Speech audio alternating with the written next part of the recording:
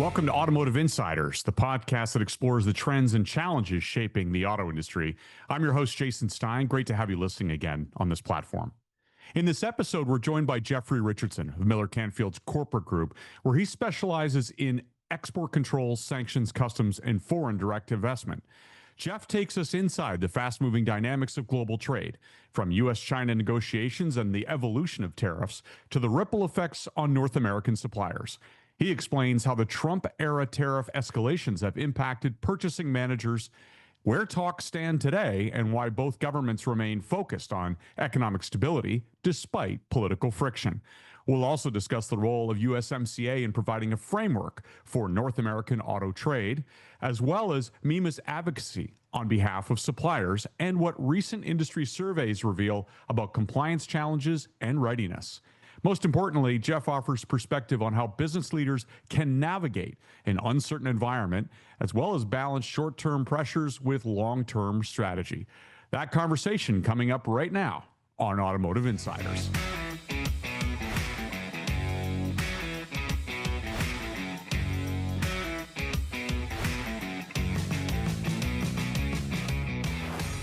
Well, Jeff, it's great to be with you. Thanks so much for being on the program. Thank you, Jason. My name is Jeffrey Richardson. I'm from Miller Canfield. I'm in the corporate group here at Miller Canfield. We specialize in export controls, sanctions, customs, foreign direct investment in our corporate group. So we're with you today, Jason, as an adjunct to the China Speed program we were privileged to do with MEMA a couple months ago.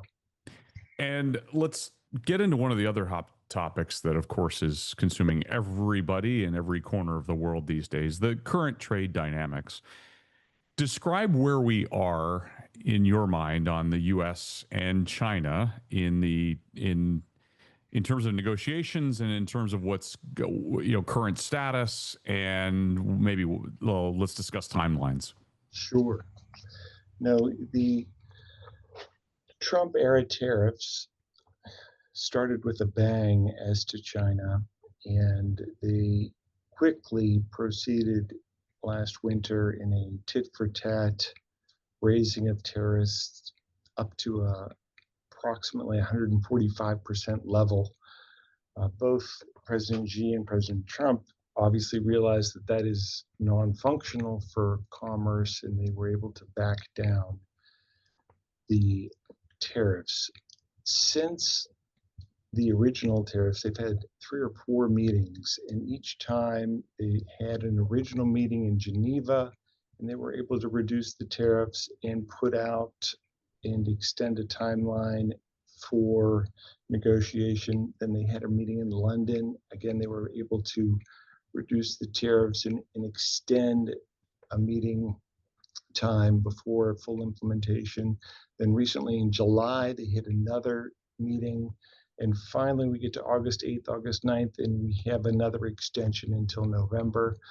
What does that mean for most automotive practitioners, most folks who are purchasing managers or simply working in the auto industry? It means that at least we have clear signals from the leadership for the United States and China that they are working to reach a deal between the world's 2 largest economies, and working to reach a deal of which automotive is always going to be very central.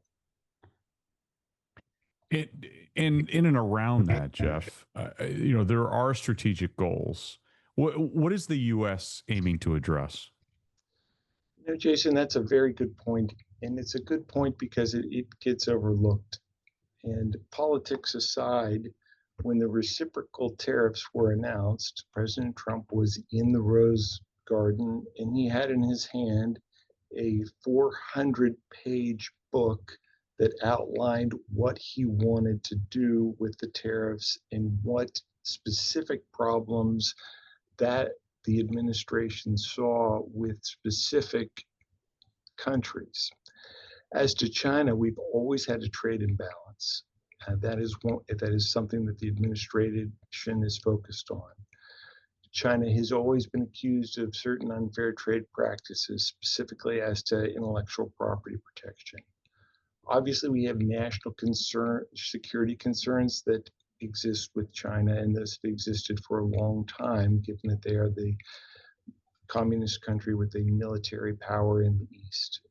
And then there's always been a position in the US that the market entry and market entry capability for US companies into China is not the same access that the US provides for Chinese companies coming into the States. So, those are the top 4 items that are the stated goals for the current trade discussions and trade negotiations that are ongoing. Trade imbalance, unfair trade practice, national security concerns, and market access. There is talk of a summit potentially later this year, which could be pivotal in all of this. But I know your view is that until then, both sides appear committed to economic stability, right? And continuing talks. We certainly see that in the meetings that we've had. Both China and the United States have sent high-level delegations to these meetings. There has been a continued de-escalation of the tension around trade, and we are hopeful that that will continue until we get a summit and we get some clear policy from both sides as to how to move forward. The continuing working together of the two largest economies in the world is something that as citizens of the globe, we all need in some shape or fashion. And just how we can protect our US interests and feel comfortable to go forward, the devil will be in the details, and the details will hopefully come forth in the summit. Right. Let's look at MEMA's position on this for our listeners. Can you summarize what MEMA is saying, and maybe what's an important update here related to all of this talk of trade and tariffs? Sure. MEMA has been very outspoken and very participatory in lobbying for its constituency suppliers on the Hill. Frankly, MEMA has a history that goes back to when the USMCA was enacted in advocating for suppliers, advocating for clear automotive rules, and advocating really for the continuing of NAFTA and the support of the USMCA. It has been very supportive of those policies and has been active on the Hill. So MEMA is really advocating that we keep the current form of USMCA because it's the form of North American auto trade. The USMCA provides the bones and the framework for North American automotive trade. And in as much as we can keep that framework and develop other goals of the administration around that framework, we believe we can provide additional safety security in the form of predictability to the automotive industry.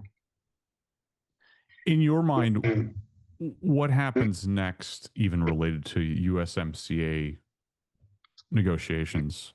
I mean, this would have been the biggest story of the year had all of these other stories not appeared, correct? Sure. The USMCA negotiation is looming, and frankly, I get calls once a month, once every other week from CFOs who are concerned as to how the USMCA is going to be negotiated, what type of position the Trump administration might take, what might be left in, what might be left out. But the USMCA is set to be negotiated is set to expire next, the 2026, this summer. It has some very strange renewal periods and some very strange withdrawal periods, so we won't get into those today. We expect the parties will continue to discuss the USMCA and it will be extended. Everybody has their fingers crossed, frankly, because we can't really envision what the trade system in North America would look like without that type of framework. And what doesn't get talked about as much, at least lately, Jeff, has been the impact on the Canadian automobile industry and its suppliers. It's a lot of talk of the UK, a lot of talk of Europe, Mexico, even. So, where are we there?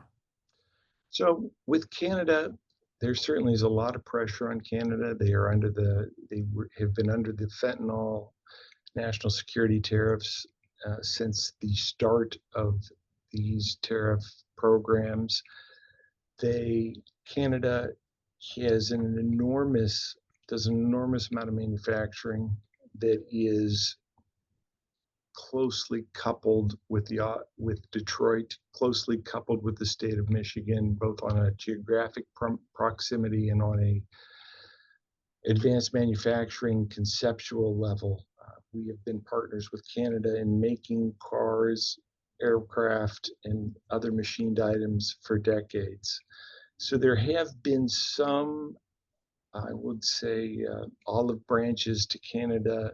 Those have been in the form of relief granted by USMCA compliance.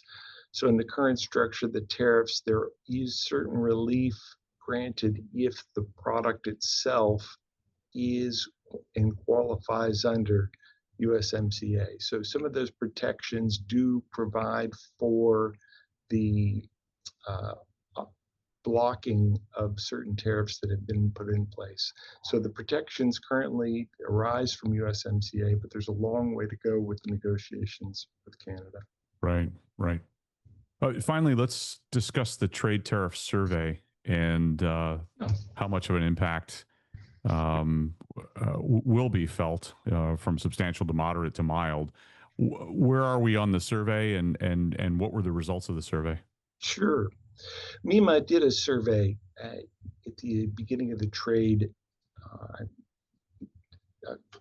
war, for lack of a better term, beginning of this new trade policy. And, there was a lot of discussion about how much the tariffs may impact the automotive business, how much this, and the real change here was that USMCA did provide tariff relief for automotives previously. However, that tariff relief was around goods that had a standard duty rate of about 2.5%. So folks, manufacturers, producers, OEs, tier ones, were not as laser focused on whether or not their products were compliant with USMCA. With the evolution of the higher level tariff, this became a hot button issue. And this ties back to the survey really that MEMA did, focused around, what's going to be the impact on your business, and then how many folks are compliant, and what's it going to take to become compliant. And what MEMA found was that more component suppliers were compliant, and finished product suppliers were a notch below that. And then there was, folks that the second part of the discussion is, how long is it going to take you to become USMCA compliant? And most folks thought, 45% of those folks that responded thought that it might take them up to 12 months to become compliant with USMCA. They simply didn't have the processes and protocols in place. So the bottom line of MEMA's survey was that the industry wasn't prepared for such a dynamic USMCA focus, and it's going to take suppliers a little bit of time, energy, and effort to catch up. I'll tell you, I generally used to never get calls about USMCA. One every 3 months, maybe I'd get a call about USMCA. And now we get a call about USMCA 3 times a week. So it's definitely become into focus. It's definitely much more of the trade paradigm. And the MEMA survey highlighted that there are miles for component suppliers, raw material suppliers to go so that they are USMCA compliant. Wonderful. Final thoughts as we sit here in the middle of this chaos, Jeff? I think that business people need to take a deep breath and not hold their breath. Yeah, it's a very difficult time for business folks. And one of the difficulties really just stems from the type, the sheer complexity and volume of the tariffs. We've got reciprocal tariffs. We've got the old Section 301 tariffs. We have the standard tariff that's always been there. We have what we now call sort of the IEEPA fentanyl tariff that applies to China, Mexico, and Canada. We have sector-specific tariffs, which we've always had, but they're more complex now. But we have sector-specific tariffs with aluminum, steel, copper. We have sector-specific tariffs for automotive, as in the whole vehicle, and for automotive parts that are on a specific annex. And then we have all these evolving trade agreements that are coming down the pike. And the devil is in the details. It's particularly frustrating for business folks because you will get a press release or a statement from the government that we have a deal, but there's no deal. There's no details published yet by the White House, and you just continue to have to wait. And there's a lot of variation in these deals that are coming out, and you really have to focus on the details, whether it's comparing the EU deal to the Japan deal that has been vocalized by the administration to exist. So the final thoughts are be patient and be careful and try to plan for the near term while knowing eventually you'll have to plan for the long term. Yeah, great advice. Jeff, appreciate the update on all things tariff and trade. And I know you'll be watching it closely and we'll be checking in with you. It's my pleasure, Jason. It's always great to work with me. That's this episode of Automotive Insiders. Thanks again to my guest, Jeff Richardson of Miller Canfield. Come back to your favorite platform or wherever this show appears.